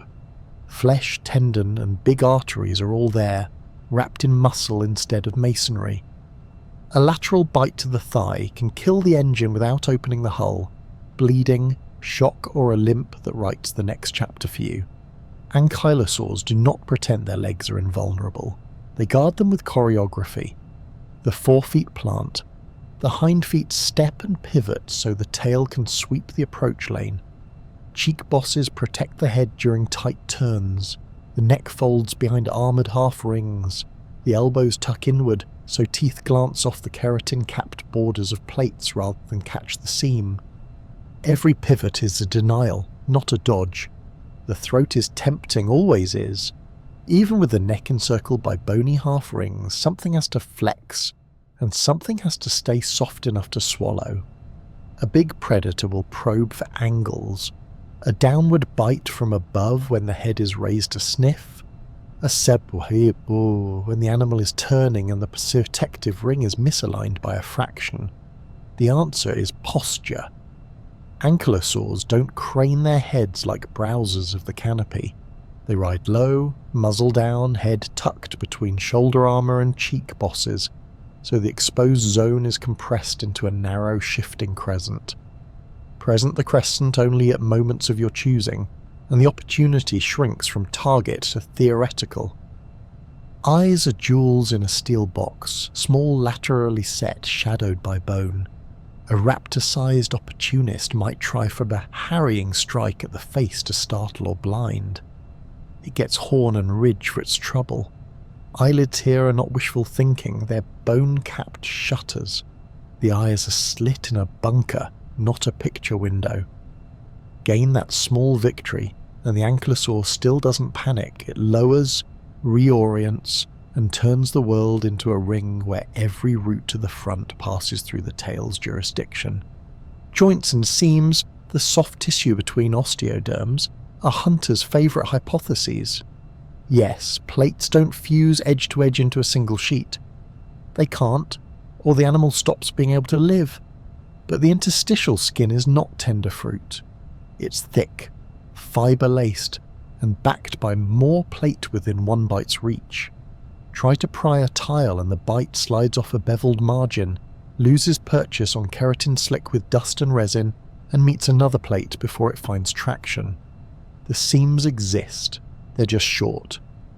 Predators build a playbook around these realities. Step 1. Force a mistake. Mud is a co-conspirator, slick banks, soft river margins, floodplain silt hiding ankle traps. If the ankylosaur slips even a little, its tail arc degrades from metronomic to messy, and messy is how faces get in. Steep ground helps too. Attack from upslope so gravity lends leverage, drive the tank onto a cant so planting becomes sliding. The ankylosaur's counter is painfully boring. Pick routes that don't offer these angles, wear feet like snowshoes, spread weight, treat river edges like rumours. When forced onto bad ground, it braces sideways to the slope so that the uphill flank becomes a wall, and the club's arc sweeps the full line where the attacker must stand. Step 2. Divide attention. Single predators get broken, pairs and trios try to be clever. One distracts at the head, darting into the crescent where the nose peaks. Another ghosts the hindquarters, testing the timing of the club, trying to bait the swing and step into the silence after.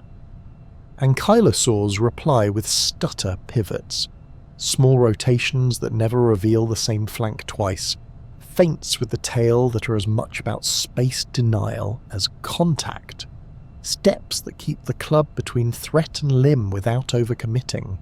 It is a dance composed entirely of numbers. Step 3. Wait for thirst. Waterholes are equal opportunity liars. Shorelines funnel big bodies into predictable approach lanes. Muddy margins slow the pivot. Crocodilian shapes live where optics are worst. Drinking becomes a drill. Approach diagonally so the tail faces the blind water side. Don't linger. Back away in your own footprints so surprise behind becomes surprise denied. A predator wants you knee-deep and flat-footed. The ankylosaur gives it a profile instead, with the club hovering like a verdict an inch above the surface. Heat is a cruel accomplice. Predators rely on it, harry until the tank cooks under its own roof. Ankylosaurs carry radiators in their skulls, but physics sets the limits. Too long under a hot noon, too many pivots and stints for position, and the brain begins to feel the furnace in the gut as more than a friendly stove. That's why the best defense is anticipatory. Browse early and late, stand in moving air at midday, swap locomotion for stillness. Turn distance fights into proximity fights where endurance matters less than geometry. What happens when the tail fails? Not breaks, failure is softer. A swing that glances, a strike that over-rotates, a twig underfoot that steals a half-inch of reach. Watch a big theropod read that moment-like text. A lunge in the breath between recock and plant. Jaws reaching for the calf or the posterior thigh. Claws seeking the inner curve of belly just behind the last ribs. The ankylosaur's script is to shorten the next swing, not lengthen it. Tiny arcs that create a no-step zone, hips dropping lower, the whole body turning into a rotating shield on a pin, daring the hunter to step closer and be erased. The club is punctuation, yes, but the sentence is the stance. The base of the tail is another speculative gate. Break the handle, crush vertebrae near the fusion, and the hammer might still exist, but the arm that drives it stutters. Predators will try for that if they live long enough to understand it. Ankylosaurs armour the tail's root with dense scutes and keep the proximal segments wrapped in a lattice of ossified tendons that make grabbing it like grabbing a spring-stiff steel cable. Teeth slip, pressure dissipates, and while the attacker is busy discovering why biting a beam is dumb, the distal knob performs a sermon. There's the problem of breath. Drop low, lock the frame, brace every muscle, and you risk making a cage from your own ribs. Ankylosaurs solve this with biology that cheats just enough.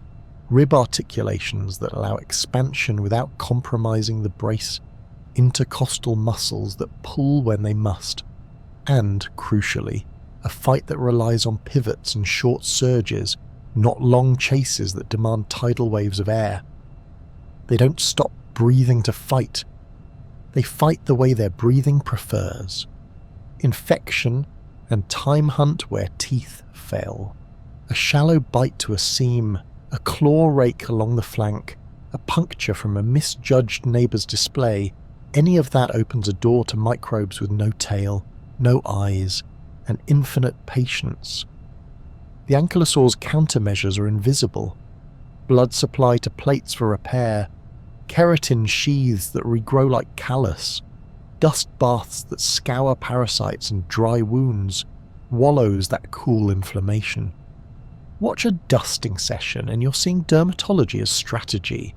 Coat the soft places in fine silt, plug scent and moisture, make yourself a little less delicious to whatever the floodplain evolved to live on skin. Juveniles are all gates with a roof on layaway. Their playbook is different because it has to be. They avoid openness, practice moving in the complicated shadow where a big body can't pivot, and orbit adults like moons that have learned tidal mechanics. Stay at the distance where the club sword of Damocles hangs over anyone who tries a sprint. A predator that specialises in youth is not impressed by adult armour. It is impressed by adult geometry intruding on its line of attack.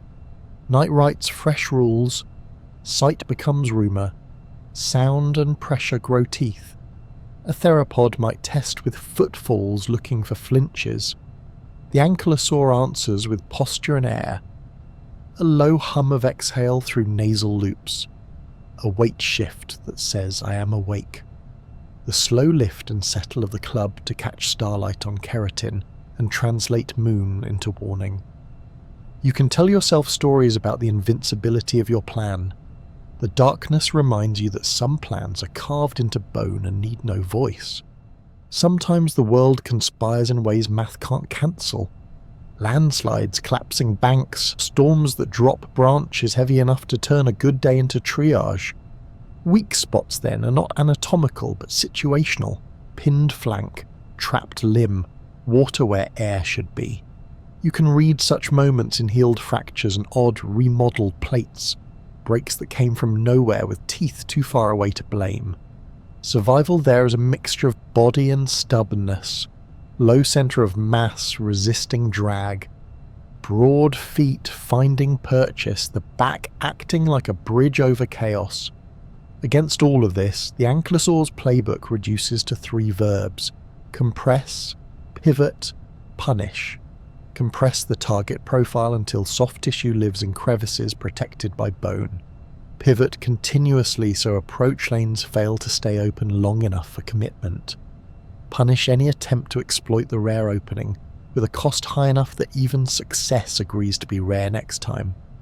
It is an ethic, not a trick. Give nothing for free and make almost the most dangerous word in a predator's language. There's one last, quiet gate. Fatigue. Not the thermoregulation kind, not the sprint and pant of movie chases. The long erosion of vigilance, days of dust, nights of half-sleep, a string of small threats that never quite become events. A tired animal misjudges a step, drinks a beat too long, it swings a beat too late. The floodplain trades in these margins.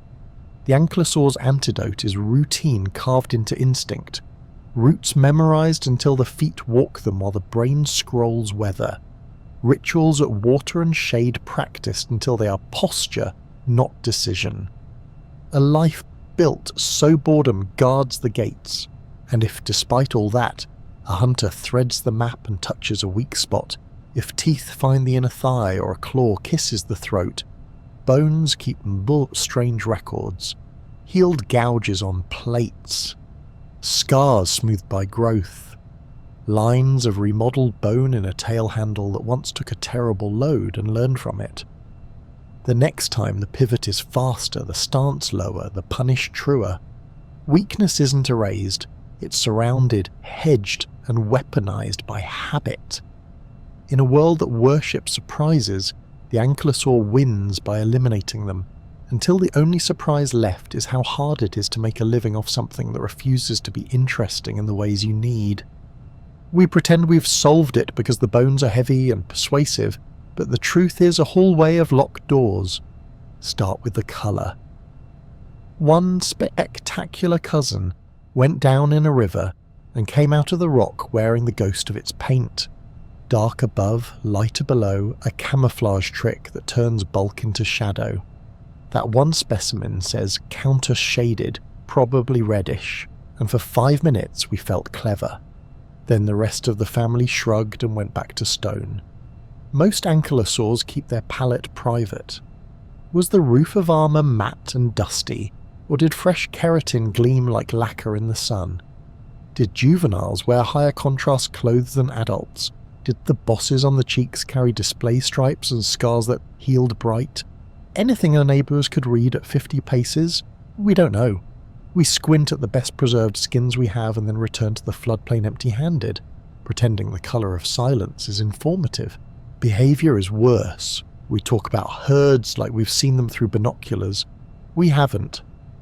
We have trackways, parallel prints that might mean group travel, or might mean a good path everyone preferred at different times. We have bone beds with multiple individuals, catastrophe, drought, or a social scene frozen in panic. We tell ourselves stories, juveniles in the penumbra of adults, sub-adults practicing tail geometry by thumping tree trunks, adults spacing themselves like polite street lamps across a foraging route. It feels right. It might also be fiction that happens to fit the fossils we don't have. Sound is a rumour trapped in architecture. Shove air through looping sinuses and a big throat and you probably make something more than a whisper. Low, boxy notes that travel through brush, pressured waves you feel in your ribs. But what did those calls mean? Territory, reassurance, move, stop.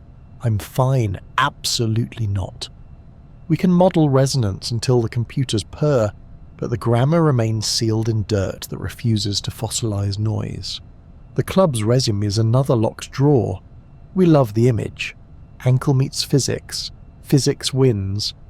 Biomechanics agrees the blow could break bone. A few predator shins and ribs carry damage that looks suspiciously like blunt force trauma at exactly the height a tail would patrol, and several ankylosaurs wear healed cracks in their own armour that feel like friendly fire from social disputes. But frequency, hit rate, preferred targets, was the classic move a lateral sweep at the leg, or an upswing into ribs, or a surprise backhand when the predator stepped to the safe side? Did males carry heavier knobs for courtship combat? Did knobs vary with season, swelling with keratin like antlers in velvet? We're drowning in plausible and parched for proof. Even the famous nose refuses a clean confession. Those labyrinths look like radiators and dehumidifiers and probably a little soundbox on weekends. But how efficient were they? Were ankylosaurs able to hold core brain temperatures steady in heat that turned other dinosaurs sloppy? Or did they simply cook slower? Did the nasal loops double as smell superchargers, useful for finding mineral licks and avoiding the day-old funk of a crocodilian ambush? Or are we flattering a system whose main job was, don't bake the brain behind the brick? The skull obliges us with corridors, not with numbers. Diet plays coy. Yes, the jaw shape and tooth wear say low browsing, soft to moderately tough plants. And yes, the barrel chest screams fermentation. But menu specifics are shy. Was the daily salad fern-heavy with seasonal flair? Spring angiosperm shoots? Winter conifer tips? Or did regional populations tune themselves to local chemistry like wine and soil? Did they swallow stones for extra grind, or is that us mistaking river pebbles for habit? Coprolites, fossil droppings, are smoking guns in other herbivores. For ankylosaurs, they are rare and often anonymous. Imagine a civilization powered by a refinery we can't tour and a grocery list we can't read. Reproduction is a black box with eggs written on the outside in pencil. Did they bury clutches and walk away like some modern reptiles, trusting heat and luck? Did they guard nests the way certain dinosaurs did, investing time and danger in the next generation? We lack nursery sites with tiny armour pebbles and parent-sized footprints pacing the perimeter. We lack the shell chemistry that would tell us incubation strategies. We infer trajectories from growth rings in bone, fast early, slowing as the roof thickens, but the timeline of baby to problem is still a guess map with coffee stains where the storms were. Metabolism sits in the awkward middle, where everyone has opinions and no one has receipts. The giant thing with heat momentum argument says heavy animals ride their own thermal inertia. Warm, slow, cool, slow.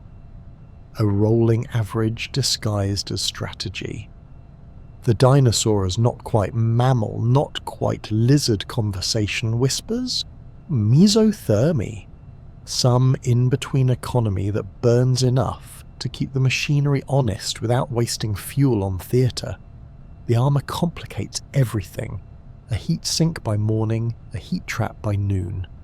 Did ankylosaurs run warmer than the air by default? Or did they cruise on cheap until the day demanded more?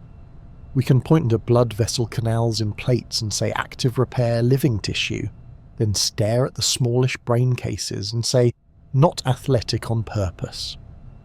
Between those two gestures lives a metabolism we describe with careful verbs, likely perhaps, consistent with. Intelligence is a trap we lay for ourselves. The endocasts, internal moulds of the brain cavity, say small brain, big body, and it's easy to slide from that to slow thoughts. But what do you need to know to be very good at being an ankylosaur? Roots, wind, water, predator angles, the exact length of the tail's safe arc, the difference between dust for skincare and a mud that eats ankles, the schedule the plants keep, the places where the ground promises and lies. That's not calculus. It's memory and attention layered into habit until the habits act like wisdom. We can't grade that with a ruler.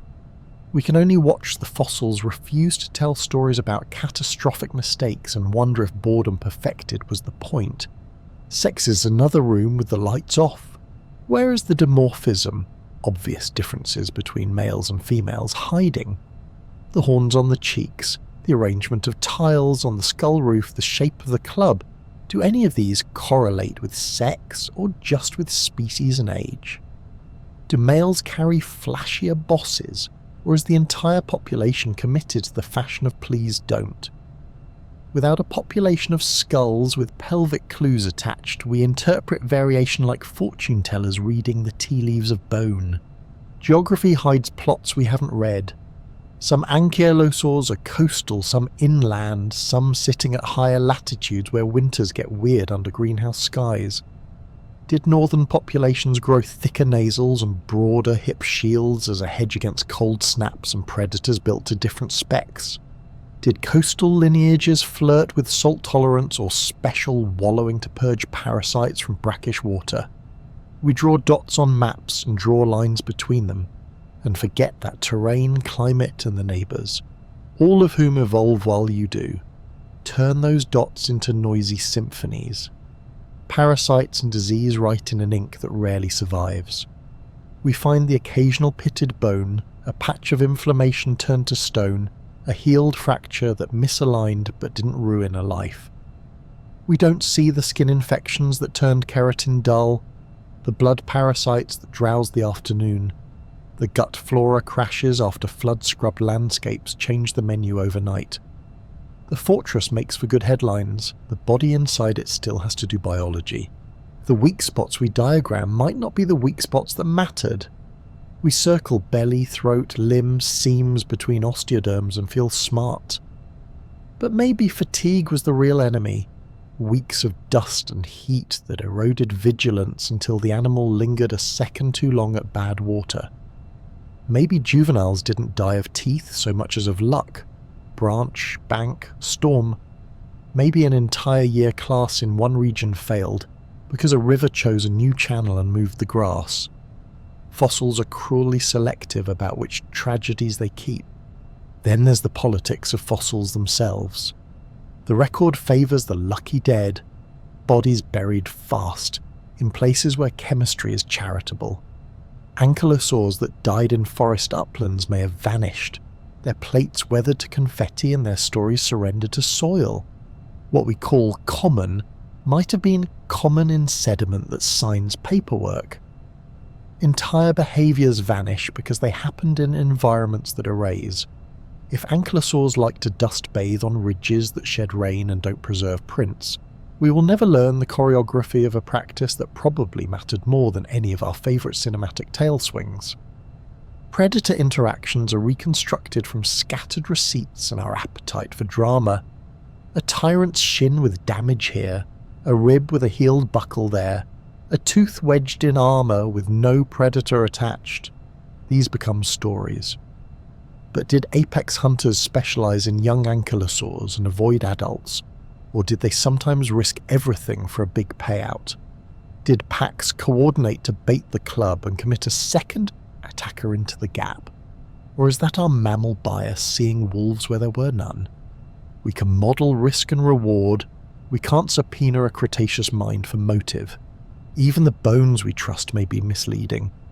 Osteoderms remodel through life.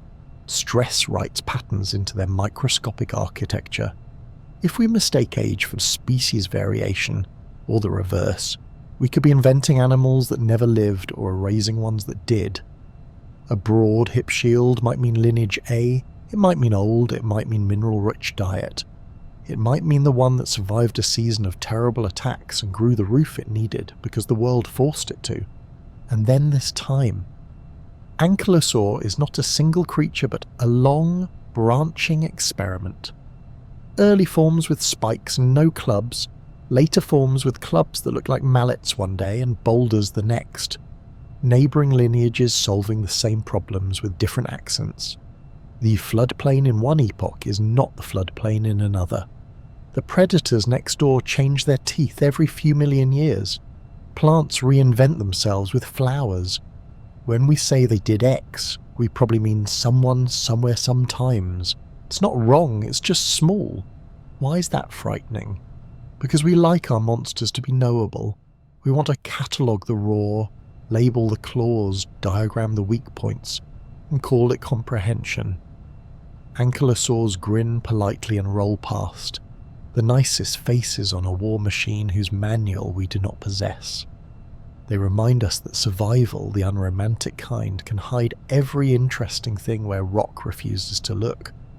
We can weigh the club, measure the plates, run simulations until our graphs purr, and still not know what it felt like to press that low body into silt and decide whether to swing or wait. We don't know how often the club wrote on bone, how the nose divided one breath into heat and meaning, how a juvenile learned a map of wind and shadow from the footsteps of something that would never explain. In the end, we're left with a silhouette and a set of exquisite guesses. It's enough to resurrect a shape in a gallery and scare the children a little. It's not enough to claim intimacy. The tank keeps its diary and it's written in a language we can almost read. Almost.